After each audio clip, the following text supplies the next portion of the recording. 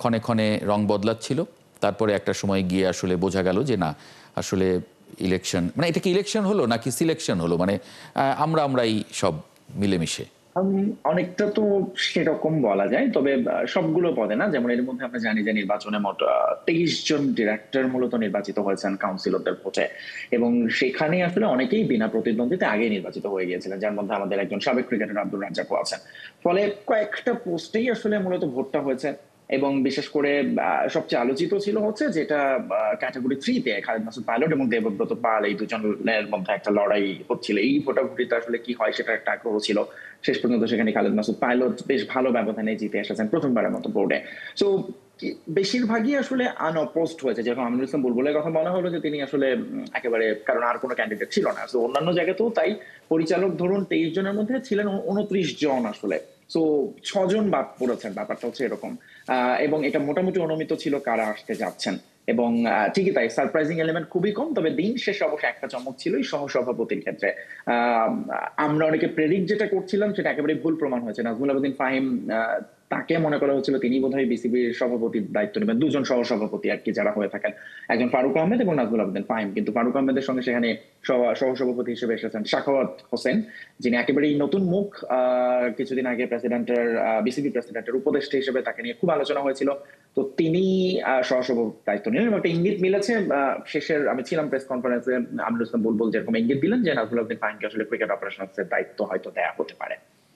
আচ্ছা, মানে এই নির্বাচনে আসলে কোন দিকগুলো নিয়ে বেশি আলোচনা হলো, বিশেষ করে ধরেন ভোটার যারা এখানে কাউন্সিলর হয়েছিলেন, এই কাউন্সিলর হওয়াটাই তো আসলে ভোটের স্বচ্ছতার মূল জায়গা। মানে সেই মানে কাউন্সিলরশিপটা কি আসলে স্বচ্ছ প্রক্রিয়ায় হয় আমাদের দেশে? মানে এটা নিয়ে তো অনেক জায়গায় অনেক ধরনের কথা দেখলাম, যে টাকা পয়সা লেনদেন ইত্যাদি নানান কিছু ইস্যু অতীতেও ছিল না যে তা নয়, অতীতেও ছিল, এখনো সেটার ধারাবাহিকতা গেছে। না, একদমই তাই। ওইটা থেকে আসলে বের হওয়া যায় না। ইনফ্যাক্ট এই রকমই প্রশ্ন অনেকটা সরাসরি করা হয়েছে আমিনুল ইসলাম বুলবুলকে, যে নির্বাচনটাকে যদি আমরা কোট আনকোট বিতর্কিত বলি, বিশেষ করে কাউন্সিলর সেখানে একটা বড় ফ্যাক্টর। অনেকেই কোনো ক্রিকেটীয় ব্যাকগ্রাউন্ড ছাড়া রাজনৈতিক প্রভাবে কিংবা নানান প্রভাবেই আসলে হয়তো বা কাউন্সিলর হয়েছেন, যারা ভোট দিয়ে নির্বাচিত করেছেন ডিরেক্টরদের। এবং এটা আপনি ঠিকই বলেছেন যে বছরের পর বছর আসলে এই জায়গাটাতে একটা বড় ধরনের কারচুপিও আমরা বলতে পারি শব্দটা।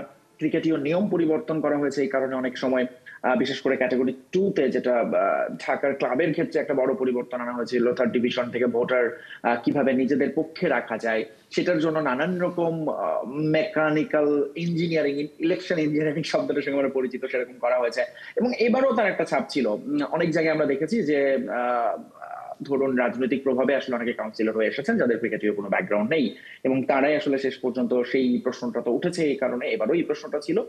তবে যেটা গুরুত্বপূর্ণ মেসেজ নতুন নির্বাচিত হ্যাঁ, সভাপতির কাছ থেকে, যে একটা পক্ষ তো নির্বাচন বয়কট করেছে, যার মধ্যে তামিম ইকবাল একটা বড় নাম, এবং আরো অনেকেই আছে নির্বাচন নিয়ে সমালোচনা করছেন অনেকে। কিন্তু আমিনুল ইসলাম বুলবুল বলেছেন তিনি সবাইকে নিয়েই আসলে চলতে চান। বাট এটা এমন না যে সবাইকে নিয়ে, এটা একটা কথার কথা। আহ্বান জানিয়েছেন তিনি, আসলে বলেছেন বিসিবি থেকে তাদের সঙ্গে যোগাযোগ করা হবে, বাংলাদেশ ক্রিকেট বোর্ড থেকে আসলে তাদেরকে কিভাবে ইনক্লুড করে বিভিন্ন কমিটিতে নিয়ে ক্রিকেটের স্টেক হোল্ডারদের সবাইকে নিয়ে কাজ করা যায়, সেই একটা ইঙ্গিত তিনি দিয়ে রেখেছেন। আমার কাছে তেমন কোনো প্রশ্ন নাই, তবে যেটা আমি বরাবর যেটা দেখে আসছি, আমাদের ক্রীড়া সংগঠনগুলো সবসময় রাজনৈতিক প্রভাব দ্বারা প্রভাবিত হয়ে আসছে, এবং এটা মানে এই যে নতুন বন্দোবস্তে নতুন বাংলাদেশে তার কোনো পরিবর্তন হলো না। স্বতঃস্ফূর্ত গণতান্ত্রিক ইয়েটা তো বাংলাদেশে শুরু হয় নাই। একটা আকাঙ্ক্ষা নিয়ে একটা বিপ্লব হয়েছে। তারপরে এই ছোট ছোট জায়গাগুলিতে মানুষ প্রত্যাশা করছিল যে একটা হয়তো বা একটা স্বতঃস্ফূর্ত গণতান্ত্রিক প্রক্রিয়া এখান থেকে শুরু হবে, কিন্তু ওই যে কায়েমি স্বার্থ এতটা বদ্ধমূল হয়ে গেছে, যে কারণে সংস্কারের কথাগুলো বলা হচ্ছে। আমরা পুরনো সিস্টেমের মধ্য দিয়েই চাচ্ছি যে পরিবর্তনগুলি, সেটা সম্ভব না, আমাদের সংস্কার দরকার। যে কারণে সংস্কারের প্রশ্নগুলি বারবার এসছে, কিন্তু দুঃখজনক হলেও বারবারই ওই কায়েমি স্বার্থের কারণে পজিটিভ কোনো সংস্কার আমাদের হচ্ছে না।